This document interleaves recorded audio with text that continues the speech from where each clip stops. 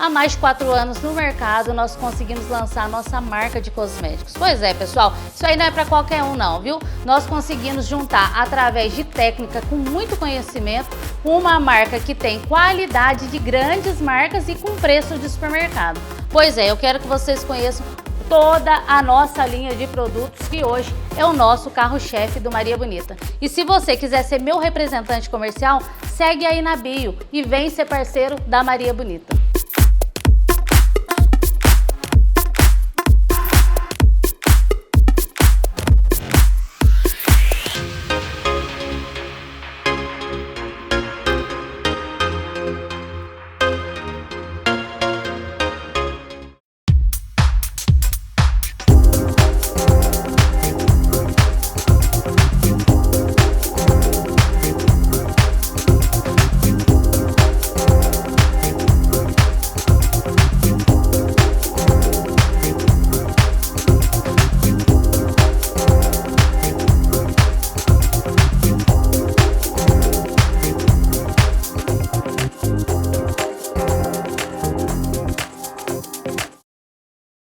Bom dia para vocês, mais uma vez a Maria Bonita está na TV, pois é, todo sábado o encontro é aqui na TV Poços HD. Maria Bonita começou um programa muito pequeno para falar de beleza e agora tomou uma proporção muito grande. A gente fala de beleza, de saúde, de entretenimento, grandes parceiros e hoje, como eu quero falar para vocês de um programa que deu muita audiência, hoje é o dia da doutora Thaís Muniz. Antes dela começar a falar sobre o que ela trouxe para nós, para abordar esses assuntos que são delicados, mas que a gente precisa entender, eu preciso agradecer meus parceiros, viu, gente?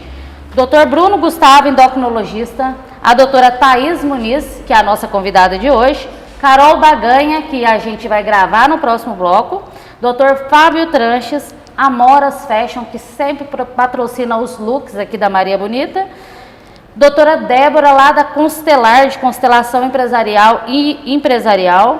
Vitória Nanete, se você precisa saber sobre Invisalign, é com a doutora Vitória. Concessionária Caoa Sherry, Serra Sul Shopping e a doutora Jéssica, nutricionista. Vamos lá, é sobre isso, pessoal. Esse programa só está tendo essa proporção pela quantidade de parceiros que a gente tem, que está fazendo o sucesso acontecer. Agora a gente está em 3 horários. Nós estamos sábado às 10 horas da manhã, sábado com a reprise às 19, domingo às 10 horas da manhã e toda quarta-feira às 5 horas da tarde. Então não tem como você perder. Bom, a doutora Thaís, ela teve um sucesso tão grande aqui no programa que daqui alguns dias, não sei, ela vai ter o seu próprio programa dentro do Maria Bonita, que vai ser um momento de saúde mental. No final do bloco a gente vai contar um pouquinho sobre isso para vocês. Hoje ela trouxe alguns temas aqui muito interessantes, que deram muita audiência no programa passado. Mas antes disso eu vou chamar aqui para que ela dê um oi para vocês e a gente comece a abordar os assuntos que ela trouxe. Doutora Thaís, tudo bem? Tudo ótimo. Muito obrigado, viu, pela tua participação. O pessoal interagiu demais. Nós tivemos uma audiência gigantesca, principalmente na região de Poços ali e nas redondezas, né? Na primeira vez que você esteve aqui, você falou muito sobre ansiedade, né? Sobre os transtornos. Hoje eu queria que você abordasse um pouquinho o que é a crise de pânico que tem assolado a população nessa vida moderna. Sim, a crise de pânico é quando a ansiedade já agravou num tal ponto que começou a impactar a vida da pessoa e se transforma em transtorno. Então, geralmente a crise de pânico, a nível de transtorno, ela começa a acontecer com uma frequência tipo durante um mês, várias vezes durante a semana, a ponto de impactar a vida dessa pessoa e deixar que ela viva plenamente o dia a dia habitual. Então as crises começam a ter um impacto tão grande que ela deixa de sair, ela começa a se alimentar mal, ela começa a faltar ao trabalho. Então já está num nível de transtorno psiquiátrico que demanda tratamento. Então muitas vezes a pessoa começa a ter tanta crise que ela acha que vai morrer, porque essa crise, a sensação de perda de controle é tão grande que ela vai parar no pronto-socorro achando que está tendo um ataque cardíaco, por exemplo. Porque, então, no corpo ela manifesta como? Então, geralmente, né, a pessoa tem batimento cardíaco acelerado, sudorese, então começa a suar muito. Tem gente que queixa de enjoo, começa a tremer. É uma sensação de descontrole muito grande. Tem gente que queixa de enxaqueca, dor de barriga, vontade de vomitar. Então, é muito individual, mas no geral, esses são os sintomas que mais aparecem numa crise de pânico. E imagina isso tudo junto, numa grande intensidade. A pessoa desconecta completamente do que ela está fazendo e ela acredita piamente que ela vai morrer. Mas como agir com uma pessoa passando mal com crise de pânico? O que a gente faz? Primeira coisa que a gente tem que falar, não falar, calma, isso não é nada, vai passar. Não, se você não tem nada de produtivo para falar, acolha essa pessoa, tenta passar tranquilidade para ela, ofereça água, porque os neurotransmissores que são ativados nesse momento, quanto mais água a gente consumir, a gente libera na urina. Então, beber muita água nesse momento, principalmente se você está tendo uma crise fora de casa, se você não tem um sistema de SOS ali, isso ajuda com que a crise passe mais rápido, porque a crise dura em média de 20 a 40 minutos. Então, ela tem começo, meio e fim. Mas para quem está vivendo a crise naquele momento, é uma eternidade. Quando você intensifica, por exemplo, a bebida de água, a gente diminui a duração da crise, porque esses neurotransmissores vão sendo digeridos, vamos dizer assim, e eliminados na urina, então tende a baixar. É um recurso inicial, talvez, que a gente possa estar colaborando com uma pessoa num momento de crise, mas nunca subestimar a crise. Entendi, mas assim, a crise de pânico ela é desencadeada por algum trauma? Ou não? Não necessariamente? Não necessariamente um trauma. Porque às vezes a pessoa nunca teve isso, daí do nada ela começa a ter. Não necessariamente do nada. A crise de pânico ela pode ser desencadeada tanto por pessoas que são muito ansiosas e em algum momento isso vira transtorno, quanto às vezes uma pessoa que está muito sobrecarregada no dia a dia, não é uma pessoa ansiosa e do nada desencadeia uma crise de pânico a ponto de virar um transtorno de pânico, um transtorno ansioso. Então ela é multifatorial e assim, não tem uma causa específica. Muitas vezes a genética contribui bastante, mas não necessariamente. Por exemplo, tem gente que tem pânico de dirigir, outros de falar em público, igual a gente está aqui, né? Como que se trata isso, para que a pessoa consiga controlar e mandar comandos para o nosso cérebro para aprender a lidar com isso, né? Na realidade, a pessoa precisa entender que sim, ela está passando por um problema emocional que precisa de tratamento. Então, o que eu vejo muito é a pessoa vai no pronto-socorro, toma um ansiolítico, acalmou, vida que segue, tem outra crise, corre, toma medicação e não trata essa situação. Então, assim, o ideal é buscar ajuda profissional, tanto um psiquiatra quanto um psicólogo. Tem crises de pânico, tem níveis de transtorno de pânico que a gente consegue tratar sem medicação. Já alguns mais graves precisa associar a psicoterapia e a medicação. O que a pessoa precisa entender? Que é um alarme falso do corpo, ela não vai morrer. Quando a gente fica medicando o tempo todo, não tratando, não buscando resolver, o nosso cérebro não aprende a lidar com essa crise e ela baixar. A gente potencializa, porque se meu cérebro acha que eu estou em perigo o tempo todo, ele vai criar mecanismos para me defender. Então ele não vai abaixar a crise. Então o primeiro passo num tratamento psicológico é ensinar para esse paciente que é um aviso errado do nosso cérebro, que a gente realmente não está em perigo e que essa crise vai passar. Então esse é um primeiro passo do tratamento. Depois existem outras coisas que nós vamos trabalhando em terapia e o psiquiatra com a medicação quando necessário. Doutora Thaís, é uma patologia? É um transtorno psiquiátrico. Entendi. E assim, pode afetar crianças? Tem crianças já com esses sintomas? Todas as idades. Todas as idades. Na adolescência? Sim. Porque daí vem aquela mudança, né? E como que, por exemplo, a mãe começa a detectar que o filho está mostrando algum indício que esteja com pânico? Primeiro é não reforçar esse comportamento, né, potencializar. Nós mães temos muita mania de super proteger o filho. Então, às vezes, ao invés da gente passar tranquilidade para o filho, a gente apavora mais ainda e potencializa a crise. Né? Então, ver realmente que aquilo é um problema e buscar ajuda. Então, buscar ajuda de um psicólogo, buscar ajuda de um psiquiatra para ter um acompanhamento adequado. Eu realmente vejo muitas mães apavorando, até porque é desesperador para nós mães vermos o nosso filho sofrendo e não conseguir acalmá-lo, mas tem que tomar cuidado para não piorar a situação. Então passa tranquilidade, leva para tomar um banho. Numa situação de crise, por exemplo, às vezes pegar gelo e raspar um pouquinho na pele, essa mudança drástica de temperatura mostra para o cérebro que talvez não esteja tão em perigo assim, ajuda a acalmar um pouco a crise. Então tem várias coisinhas que a gente pode fazer que ajuda a atenuar. Por isso é importante buscar um profissional para ter essas orientações. E você acha que agravou agora mais com essa vida moderna, porque o pessoal está muito acelerado, o pessoal está sem tempo, tudo muito corrido, é tudo muito difícil para todo mundo, né? A gente ainda está numa cidade relativamente pequena, mas a vida tende a acelerar, né? Você acha que tem aumentado esses sintomas? O pessoal tem buscado mais no seu consultório? Sim, aumentou muito, principalmente pós-pandemia. Essa vida louca que a gente leva, a falta de dormir bem, consumo excessivo de cafeína. Então deu 4, 5 horas da tarde, pare de consumir cafeína. A cafeína ajuda a potencializar esses sintomas. A falta de descanso, a falta de uma alimentação de qualidade, a falta de um exercício físico. Então tudo isso que a gente deixa de cuidar, de olhar pra gente, vai propondo, desencadeando crises ansiosas no futuro, porque você não desliga em momento nenhum. Então, seu corpo tem que arrumar formas de mostrar que existe uma descompensação, um descontrole e liga um estado de alerta de que você está em perigo, só que é um perigo falso, né? Você não está em perigo.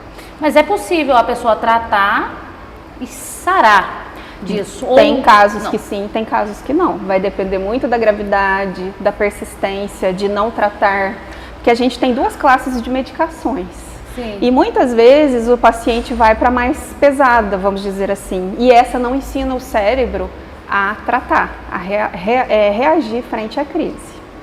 E uma pessoa num estágio muito grave, com uma crise de pânico muito avançada, ela pode desencadear outras doenças, Na realidade, a pessoa doenças começa a deixar de viver, então automaticamente ela vai tendo outras perdas, porque ela deixa de sair, ela deixa de se alimentar em público, então ela vai desenvolvendo às vezes uma fobia social, então tem outras coisas que pode vir desencadeando. Isso aconteceu esses dias na minha loja, a loja estava muito lotada e a cliente começou a passar mal, a querer desmaiar e a gente não estava entendendo nada e ela não está conseguindo mais conviver com outras pessoas. Quando chega num estágio desse, o que fazer? Tratamento urgente. Aí já tem que entrar com medicação mesmo. A partir do momento que já está deixando que a pessoa pare de viver, de enfrentar situações rotineiras, a necessidade de tratamento é urgente, tanto terapia quanto medicamentosa. E tem algum exercício, tipo ensinar a pessoa a respirar? Sim, porque eu já vi que isso também... Vamos ensinar o pessoal como que faz isso, porque às vezes tem alguém em casa que está passando por isso, você pode dar alguma dica que possa ajudar.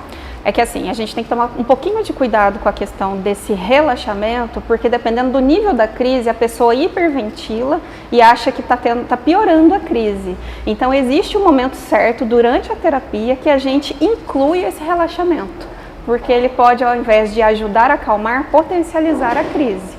É legal sim a gente acalmar, a gente relaxar, mas tem os momentos certos de estar buscando essas técnicas de relaxamento. Mas sim, o básico de um relaxamento é a gente fazer a respiração diafragmática, que é aquela que a gente empurra o umbigo para frente quando enche o pulmão e empurra o umbigo para trás quando a gente esvazia o pulmão. E a gente pode contar junto com isso, que é uma forma até de mudar o foco do raciocínio da crise. Então a gente respira contando na cabeça, 1, 2, 3, 4, segura 4, solta 4. Fazendo isso lentamente ajuda a desligar aquele sistema de alerta, mas tem um momento certo de entrar nesse relaxamento, porque a pessoa pode hiperventilar.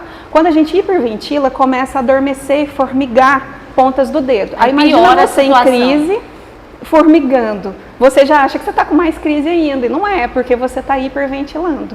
Mas uma das características do pânico é o pensamento catastrófico. Então uma coisinha desse tamaninho você dá uma proporção absurda. Cria um mundo que às vezes nem acontece, né? Um mundo imaginário. Sim. Então, se você está passando por isso ou se identificou com algum desses sintomas, procure ajuda profissional. Um psicólogo, um psiquiatra poderão contribuir muito com a melhora da crise e muitas vezes até a cura para esse tratamento, né, da síndrome do pânico. É isso aí, e o Maria Bonita na TV vai para o intervalo, mas já que a gente volta. Bom, Agora a gente já tirou todas as suas dúvidas sobre crise do pânico, né? Se você quiser saber mais, segue na bio a doutora Thaís e a Maria Bonita na TV. Já já que a gente volta.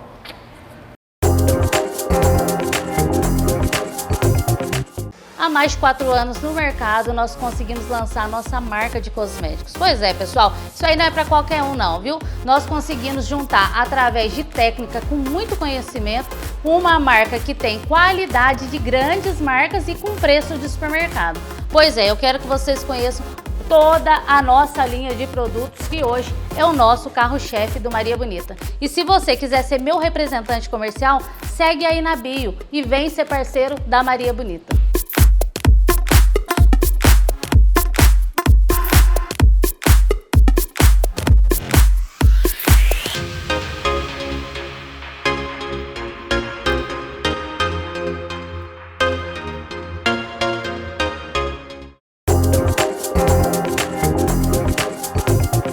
Voltei com a Maria Bonita na TV, com a doutora Thaís, né? No primeiro bloco a gente falou sobre crise de pânico.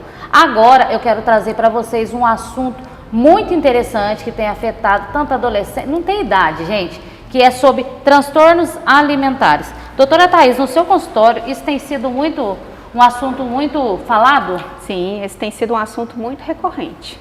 Tanto os transtornos alimentares de anorexia, bulimia e compulsão alimentar, né? Vamos especificar cada um no seu cada qual? Vamos começar a explicar para o pessoal o que é anorexia.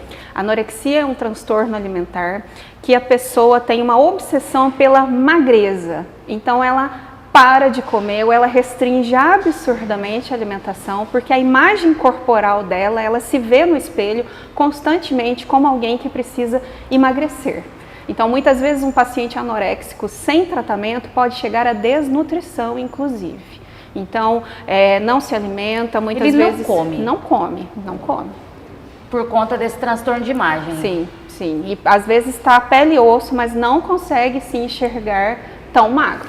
Esse é a anorexia. Como tratar? Tratamento médico, psicológico e nutricional. Fundamentalmente, tem que ter os três profissionais envolvidos, porque a anorexia, inclusive, eu vejo com um quadro mais grave dos transtornos alimentares, inclusive dos transtornos psiquiátricos é o mais letal. O índice de morte é 20%, por consequências da subnutrição e também porque muitas vezes eles associam métodos purgativos, laxante, diurético. Remédios para emagrecer. Isso. Então, meninas, por exemplo, deixam de menstruar, de tão magras que elas vão ficando, de tão pele e osso. E aí a gente precisa de um tratamento medicamentoso com o psiquiatra, precisamos da terapia para trabalhar essa autoimagem e precisamos da nutricionista, né, da parte nutricional, para estar equilibrando essa alimentação dela. E é fundamental que a família seja acompanhada, porque sem perceber, às vezes os pais, ao invés de facilitar, acabam trazendo mais prejuízos, porque existe uma pressão alimentar e é um desespero para a família também ver o filho definhando na frente deles e não conseguir lidar com isso. Então precisa sim associar esse acompanhamento familiar também. Lembrando que eu acredito que quando os pais percebam isso, o caso já está bem grave, porque geralmente eles tendem a esconder, né? E até porque no começo a gente busca essa imagem mais magra, então inicialmente tá normal, tá agradável. Então só vê quando realmente o filho tá deixando de fazer as refeições com você e dentro de pouco dia a perda de peso foi drástica, ou hábitos de exercício físico em excesso. Eu tive pacientes que acordavam 4 horas da manhã para aproveitar que os pais estavam dormindo para fazer exercícios físicos extenuantes, então ficava das 4 às 6 da manhã loucamente fazendo atividade física para poder emagrecer. Tudo em busca do corpo perfeito, né? Agora, bulimia. Bulimia já é um transtorno alimentar que associa compulsão alimentar com métodos purgativos. Então, o paciente bulímico, ele tem uma compulsão alimentar. Ele alimenta em quantidades absurdas, Mas a busca pelo corpo ideal e por não ter o sobrepeso faz com que ele busque métodos para expurgar essa alimentação. Então, muitas vezes pratica o vômito, toma laxante, usa diuréticos e coisas que fazem eliminar esse alimento o mais rápido possível para não ganhar peso. É só a satisfação de comer, então, e aí em seguida já bate o arrependimento e aí a pessoa dá um jeito. Basicamente isso, mas é um pouco mais complexo que isso. Então, no caso da bulimia, entra também com medicação, doutora Thaís, ou só terapia? Precisa sim. Esse também, na realidade, todos os transtornos alimentares, né, não só esses que são os mais famosos, a gente precisa dessa tríade psiquiatra, psicólogo e nutricionista. E o ideal é que os profissionais se comuniquem, inclusive, sobre Falem a tratamento. mesma língua, né? E tem aquela comunicação de acompanhar junto mesmo, o psiquiatra, conversando com o psicólogo e conversando com o nutricionista. Porque esse público também, eles vão, de uma certa forma, enrolando talvez. Então, às vezes na terapia traz-se às vezes uma melhora e no psiquiatra já diz alguma outra coisa, na nutricionista já é outra coisa, porque eles querem a busca pelo corpo perfeito a qualquer custo, né? E tem que entender que é um transtorno psiquiátrico. A pessoa não faz isso porque ela quer fazer, porque é algo agradável. Existe um sofrimento emocional muito grande aí. Faixa de idade que atinge mais? Na realidade, todos os transtornos a gente já vê crianças, adultos, mas o que mais pega é na adolescência. Principalmente quando está fazendo aquela virada de chave, que a gente começa a partir mais para autoestima, para se arrumar mais, para buscar relacionamentos. Então, nessa fase, a questão da cobrança social muito grande por um corpo perfeito, a forma muitas vezes como a gente é educado. Eu vejo muitas mães criticando a criança quando está comendo muito, e ao invés de só orientar, trabalhar a alimentação, já vira para a criança e fala, você vai ficar gorda. E não necessariamente a criança vai ficar gorda. Vai criando rótulos, né? Então, sem querer, já vai incutindo isso na cabeça da criança, e aí aquele medo é tão grande que acaba muitas vezes desencadeando o transtorno. Lógico que tem questões ambientais, questões de saúde, questões genéticas, né? Então não tem uma causa única e exclusiva, é um somatório de causas que podem vir a desencadear o transtorno alimentar. Doutora Thaís, mas o porquê dessa busca pela perfeição? O que está acontecendo com as pessoas que esses transtornos têm aumentado tanto? A quem que você atribui esse mundo de comparação? Na realidade, a gente vem numa sociedade muito da imagem, né? Hoje em dia, vende-se uma imagem perfeita. Então, hoje, quando você abre uma rede social, ninguém posta lá que está sofrendo, que está triste, que não está bem com o próprio corpo. Então, a imagem que é vendida para a gente o tempo todo é de uma perfeição, é de uma felicidade que é ilusória. Quem tem uma saúde mental que está ok, sabe diferenciar isso. Mas se você pega uma criança, um adolescente que está vindo nesse meio, nessa venda, hoje em dia nenhuma foto a gente tira sem um filtro, por exemplo. Né? Então, é difícil aceitar essa imagem natural de sim, temos manchas, temos imperfeições, tem gente que tem um peso a mais, tem gente que tem um peso a menos. A sociedade é muito crítica com pessoas obesas, né? E não leva em consideração que a obesidade é uma doença, existe uma compulsão alimentar, a pessoa não faz aquilo ali só porque é gostoso comer. Uma pessoa compulsiva alimentar chega a ingerir, numa crise compulsiva, quase 14.000 calorias. Isso, para um adulto normal, é uma semana de alimentação. O nível de sofrimento dessa pessoa é absurdo.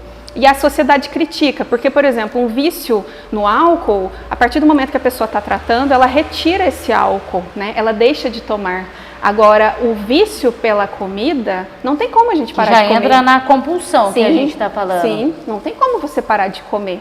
Você precisa incluir a comida no tratamento e aprender a lidar com a quantidade, com a qualidade, eliminar esse ato compulsivo. Então, sim, por isso que precisa muito do tratamento e dessa visão da sociedade que é uma doença.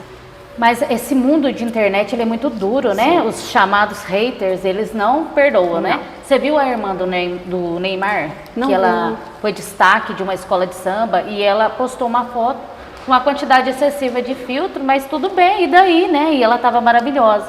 E aí chegou na Sapucaí, ela apresentou como veio ao mundo, sim, né? E não era aquilo, não estava batendo, né? As imagens. E o pessoal foi cruel com ela, a ponto dela ter dado um pronunciamento lá que ela estava em crise de estresse por conta disso. A gente precisa começar a normalizar corpos normais. Não existem corpos perfeitos, né? Nós, seres humanos, temos dos mais magros aos mais gordos e a gente precisa ter um acolhimento em relação a isso. Inclusive porque uma pessoa que está extremamente magra e uma que está extremamente gorda estão em sofrimento. Então a gente precisa começar a olhar para essas pessoas como alguém, por exemplo, que está com problema de saúde.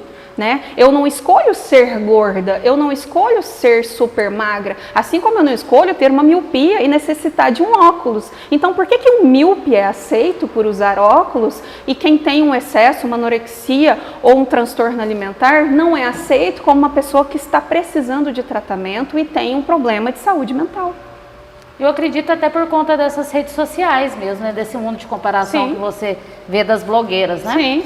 Completando aqui o nosso assunto de compulsão alimentar, porque a gente falou da anorexia, da bulimia, a gente já entrou na compulsão, mas quando que isso começa a sair do controle e o que isso desencadeia para o corpo da pessoa? Normalmente quando a pessoa está tendo esses episódios com muita frequência. Porque é normal, por exemplo, que às vezes a gente acha que é compulsão, mas não é. Então nós vamos numa festa de aniversário e vamos lá e ai que delícia, brigadeiro, e comi 10 brigadeiros. E aí a gente já sai com aquele sentimento de culpa que teve um ataque de compulsão alimentar. Não, nós não tivemos, né? Foi um momento ali que é natural, normal. A gente não pode comer 10 brigadeiros todos os dias. Sim. Um compulsivo alimentar, ele vai numa festa, por exemplo, ele vai comer 10 brigadeiros, ele vai comer 10 pedaços de bolo, aí aquilo desperta de uma tal forma que ele chega em casa, ele vai devorar tudo que está na geladeira, mesmo frio. Então, se tiver um pote de feijão frio, ele vai sentar e vai comer aquele pote de feijão frio. Dali a pouco ele vai abrir o armário, ele vai comer um monte de coisa que tem no armário. Então, é um nível de descontrole muito grande. Então, a pessoa que sofre de compulsão, muitas vezes ela começa a esconder que está comendo, a esconder comida. Então, se essa pessoa se vê nesse nível de descontrole, é onde ele precisa ligar o sinal de alerta e procurar ajuda. Porque, com certeza, o aumento de peso também vai ser absurdo. E um aumento de peso absurdo vai desencadear outros problemas de saúde. Mas também. Essa compulsão com certeza está ligada à ansiedade, né, doutora? Porque é alguma coisa que move. Na verdade, está todo mundo, tá tudo junto ali, né? Sim, tudo junto.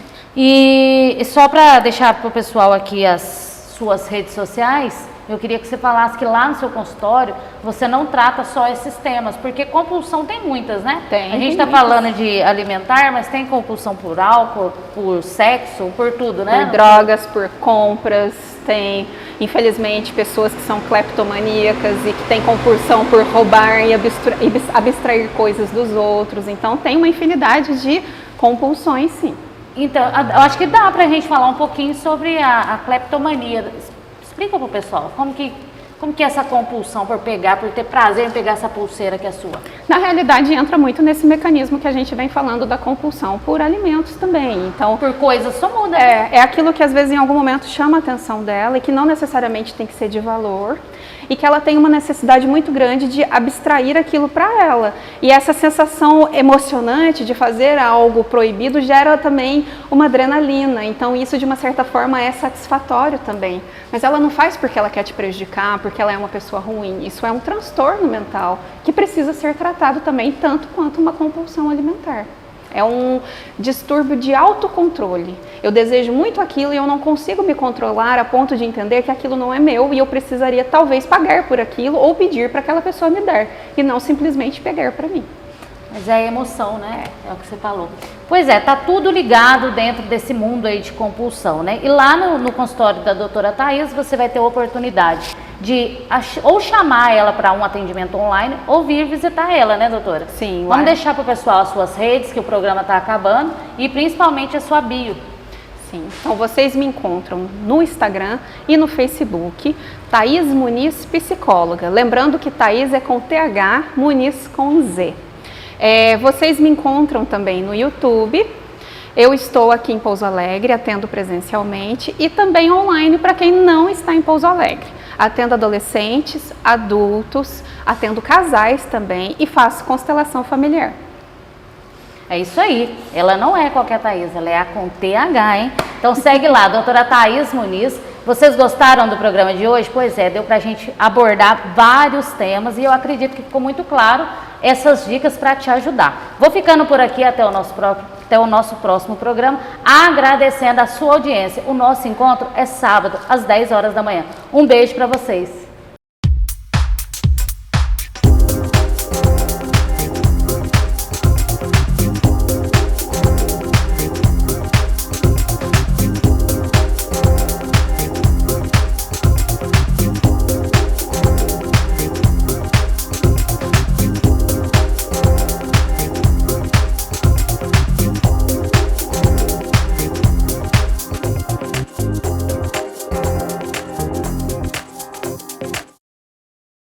há mais de 4 anos no mercado, nós conseguimos lançar a nossa marca de cosméticos. Pois é, pessoal, isso aí não é para qualquer um não, viu? Nós conseguimos juntar, através de técnica com muito conhecimento, uma marca que tem qualidade de grandes marcas e com preço de supermercado. Pois é, eu quero que vocês conheçam toda a nossa linha de produtos, que hoje é o nosso carro-chefe do Maria Bonita. E se você quiser ser meu representante comercial, segue aí na bio e vem ser parceiro da Maria Bonita.